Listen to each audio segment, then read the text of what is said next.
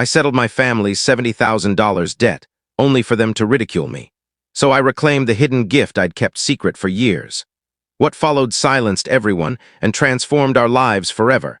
Hey Reddit, I'm a 33-year-old guy who's always been the dependable one in a wildly irresponsible family. My parents weren't cruel, just careless with money. They chased instant gratification, ignoring future repercussions. My 29-year-old sister mirrored their habits, piling up credit card bills, missing car payments, and borrowing cash from friends without repaying. Meanwhile, I worked hard through college, earned a computer science degree, and secured a well-paying remote job. I relocated 2 states away but stayed connected. I covered birthday gifts, sent care packages, and funded my niece's school activities, wanting to feel tied to them despite the distance. Then came the emergency last year. My mom called, sobbing. Their debt had spiraled to $70,000. It grew from my dad's job loss, a shady home loan, and my sister defaulting on a loan my parents co-signed. Their home faced foreclosure, utilities were being cut, and my mom pleaded for help to save them. I wavered. Not out of indifference, but because I had a plan, a carefully guarded one. For 7 years, I'd been secretly saving, amassing over $90,000 in a hidden account. Nobody knew. That money wasn't just savings. It was for a surprise down payment on a home I planned to gift my future family. Even my fiancé was unaware. It was my long-term vision, my legacy. But my mom's tears were too much. I gave in. I cleared their $70,000 debt, mortgage back payments, credit cards, the defaulted loan, all of it. I even paid a few months ahead to ease their burden. I didn't expect adoration, just their stability. All I got was a brief text from my dad saying, "Appreciate it, that helped." My sister said nothing. Weeks passed. I visited for my mom's birthday, expecting a warm gathering. Instead, I overheard something that turned my stomach. In the kitchen, my mom and sister were laughing with neighbors.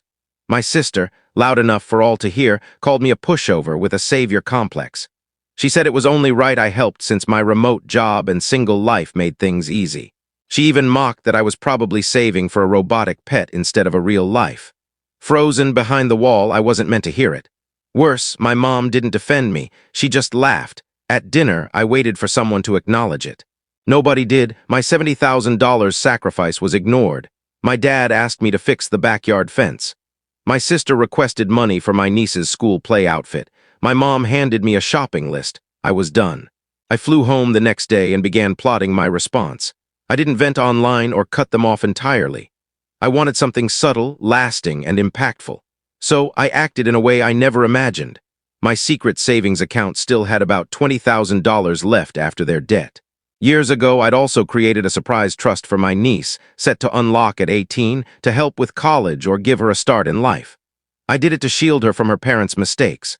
Well, I undid it. As the sole grantor with her still a minor, I quietly dissolved the trust without telling anyone. But I wasn't finished over time. I'd given my family other gifts. A used car for my dad, a washing machine for my mom, a laptop for my sister, all paid in full, still in my name. I verified the paperwork. Most were legally mine. I hired movers discreetly. One Saturday, while they were at a community event, I had my belongings retrieved, the laptop, the washing machine, even the sofa I'd gifted last Christmas. They returned to a half-empty home. I left no note and ignored their calls. For days, they tried contacting me. My mom called repeatedly. My sister raged online about betrayal. My dad stayed quiet. Then I sent one message. "You mocked me after I saved you. That wasn't gratitude, it was entitlement. So I took back what was mine. Next time, respect the help you're given." Then I blocked them. A week later, a crumpled letter arrived from my mom. Inside was a plain card, not the usual festive one. Her handwriting filled it. She admitted she didn't know how to apologize, unaware of how deeply she'd hurt me. The half-empty house stung, but realizing her son felt unappreciated hurt more. She confessed she laughed to avoid looking weak to neighbors and never meant to make me feel used. She ended by saying she missed me. I held that card for hours, wanting to believe her, but words alone don't rebuild trust. My family had work to do. What I did next changed everything. The biggest secret. I had one final surprise they didn't know about, and its reveal would either reunite us or break us forever. That card sat on my nightstand for days. I read it morning and night, searching for a spark of trust or the loyalty I once felt. But I felt empty. Until I recalled my final secret 3 years ago, I bought a modest lakefront cabin.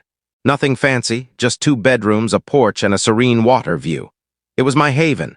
I never shared it, rarely visited, but slowly fixed it up. New floors, fresh paint, a rebuilt fireplace. I dreamed of retiring there, maybe raising a family. I also kept it secret as a backup plan. An escape my mom's letter didn't bring forgiveness. It brought determination. If they wanted another chance, I'd test them. I called my parents, excluding my sister, and asked to meet alone. They agreed. We met at a coffee shop midway. They arrived nervous, my mom's eyes tired, her hair grayer than I recalled. My dad, hands in pockets, avoided my gaze. I was direct. I wouldn't return blindly. The pain wasn't just financial, it was their laughter after I sacrificed everything. I didn't need worship, just basic respect. My mom apologized in person, tears falling, admitting she should have stopped my sister's kitchen rant and called me sooner. She'd forgotten I was her son, not a safety net. Then she said something that hit hard. I never taught her to value things because I didn't value them myself. That's my fault, not yours. It wasn't a fix, but it was honest. My dad spoke, surprising me. He felt ashamed of their reliance on me. When I emptied the house, he didn't feel anger. He felt like a failure. He said it was time to stop leaning on others to fix his messes. For the first time, we talked as equals, not roles. So I offered a chance, not money or support, but time. I'd stay in touch, but I needed to see effort and growth. I didn't call for 2 months. Observing from afar, I noticed my dad took a part-time job at a hardware store. My mom joined a budgeting class. They even fixed the backyard fence themselves, posting a photo without asking for my help. Small steps, but real. My sister, nothing. She posted online, whining that her brother abandoned and stole from the family. I saw it, unsurprised. I'd already let her go. Then came the final piece, the cabin. 6 months after our coffee shop talk, I invited my parents for a weekend to discuss things further. They arrived, stepping out of their car, marveling like they'd entered a new world. My dad touched the porch railing, awed by its solid wood. My mom called the lake's silence the calmest sound she'd ever heard. Inside, I showed them the kitchen I'd tiled, the bookshelf I'd crafted, and a framed photo of our old family dog. Their eyes traced every detail. Then I sat them down and revealed the truth. This cabin was mine, always had been, kept secret. Then I surprised them. Originally, before the drama, I'd included it in my will for them. I removed it after their betrayal, but seeing their recent efforts, I'd added them back. Not because they were flawless, but because they were trying. I needed time. Trust wasn't instant. The cabin wasn't just a house. It was a symbol of respect and healing. My mom sobbed, her whole body shaking. My dad stepped onto the porch, hands on his head, breathing deeply. We spent the weekend talking, not just about money or errors, but life. I learned my dad feared my leaving home. My mom kept my childhood sketches, and they followed my company's updates to feel close to me. When they left, I hugged them because I wanted to, not out of duty. That was 6 months ago. We're not perfect. My sister hasn't apologized, and I keep my distance. But my parents call without asking for favors, send letters without guilt, and fix their garden. My mom bakes again. They hosted a simple Thanksgiving at the cabin, just us and a pie that made it through the drive, the best part. They see me now not as a resource, but as their son. This isn't a tale of vengeance. It's about boundaries, earned trust, and a lakeside cabin that holds more than wood and glass. It holds the quiet, hard-won love of a family that nearly lost it all and fought to rebuild, not with money, but with respect. If you enjoyed this, like the video and subscribe. Thanks for watching.